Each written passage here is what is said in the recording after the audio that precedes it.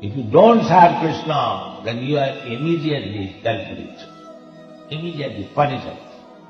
That is going on. Maya is engaged to punish. Krishna bhuliya dil bhogvancha kare, pasate maya tare japotiya dhare. As soon as one tries to become independent without serving Krishna, that means he is in Maya. He is in Maya. Immediately, Maya is there. Just like as soon as you become a criminal, a thief, immediately you are under the jurisdiction of the police. Immediately. Without it, you may hide yourself for time, but immediately you have become criminal. Similarly, as soon as one is not Krishna conscious, he is immediately a criminal, punishable.